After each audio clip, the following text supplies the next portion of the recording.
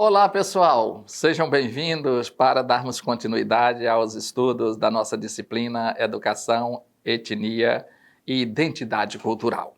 Na nossa aula de hoje, vamos trabalhar sobre os índios do Brasil, né? Então, vamos caminhar um pouco para... Na aula passada, nós falamos um pouco das identidades culturais, adentramos um pouco dentro dessa questão das identidades dos povos que antecederam os europeus, e agora vamos dar continuidade falando sobre os índios do Brasil, né? Falar sobre os índios do Brasil, aqui é uma imagem representativa para termos já uma noção de aspectos culturais desses povos indígenas e as interferências, inclusive, que esses povos vêm sofrendo quando podem já existir, inclusive, alguns adereços de homem branco, bem como o homem branco também já tendo alguns adereços dos povos indígenas. Veja aqui, de acordo com a definição técnica das Nações Unidas, em 1986, o que eles consideram como sendo indígenas?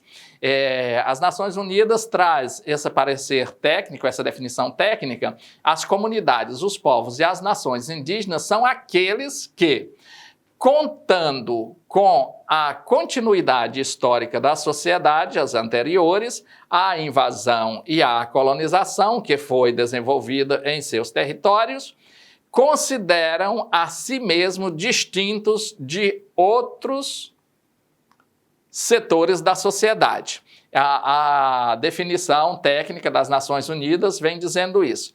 Então, o próprio indígena se considera distinto de outros setores da sociedade. Veja-se, e estão dispostos a conservar, desenvolver e transmitir às gerações futuras, portanto, os seus descendentes, seus territórios e ancestrais, a sua identidade étnica. Daí, com isso, por que isso? Como uma base de sua existência continuada como povo, ou seja, em conformidade com os seus próprios padrões culturais, as instituições sociais e os sistemas jurídicos. Porque a gente pensa logo que essas civilizações elas não tinham uma cultura estruturada, não tinham as suas instituições, não tinham os seus códigos jurídicos, né? Quando, na verdade,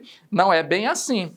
Todas as etnias elas têm os seus códigos jurídicos, mesmo que os seus códigos jurídicos sejam de forma orais, mas eles estão presentes. Então, essa é a definição de índios, né? Aqui nós temos mais uma imagem para vocês observarem esse imaginário do indígena, né?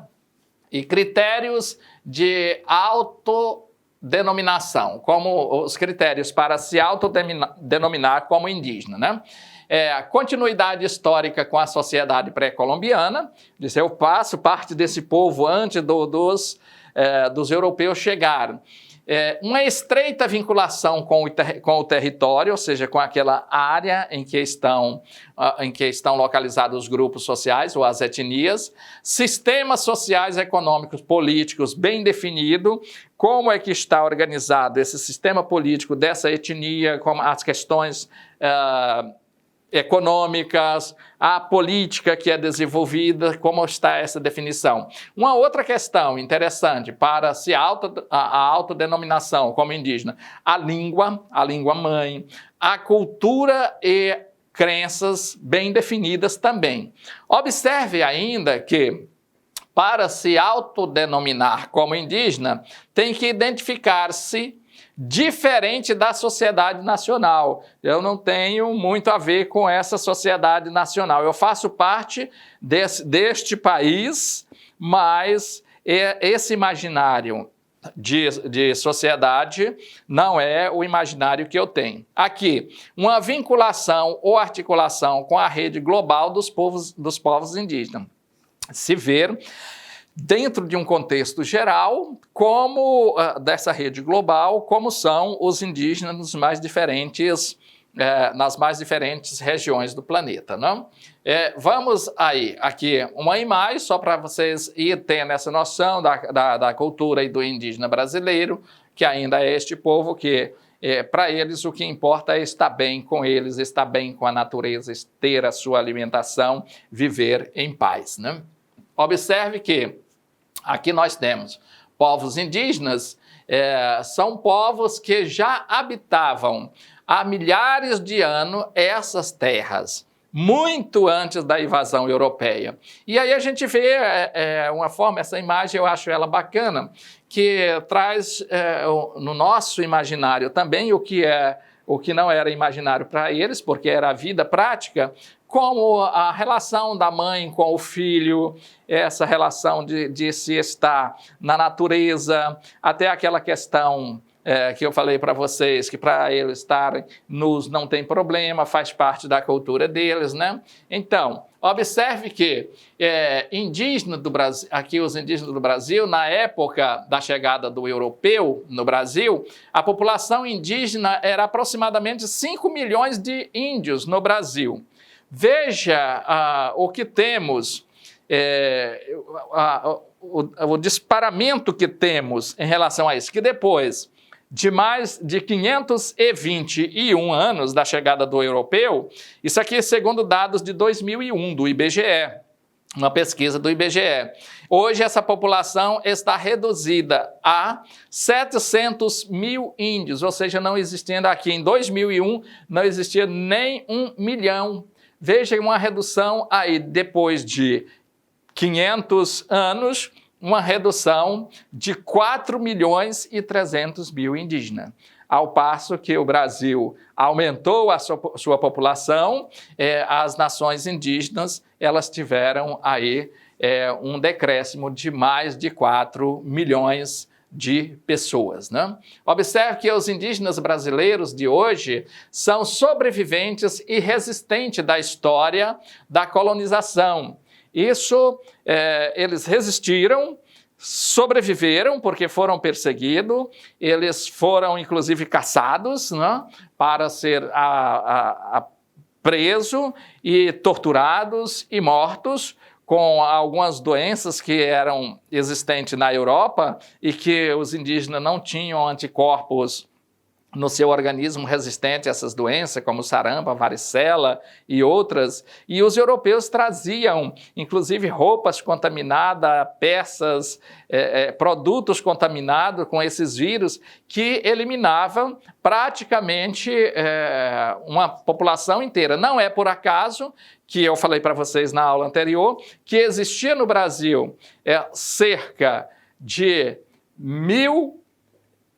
1.500 povos indígenas no Brasil e falavam-se cerca de 1.000 línguas e, de acordo com os dados dessa pesquisa, hoje nós temos 222 povos e fala-se cerca de 180 línguas no Brasil, né? Veja a disparidade, né? No início da colonização, alguns religiosos acreditavam que os indígenas não tinham alma, ou seja, se não tem alma, eles são pagãos, né? Se são pagãos, então não tem nada a ver com o tratamento dado para este homem civilizado, este homem de origem cristã. Outros viam como parte da natureza, considerando-os como animais selvagens. Se andam nus, se vivem na selva, vivem do que comem, do que encontram na selva, então esses são selvagens, são animais. Então é justificável qualquer forma de castigo. E nesse contexto que o chamado homem branco concebe a totalidade dos indígenas.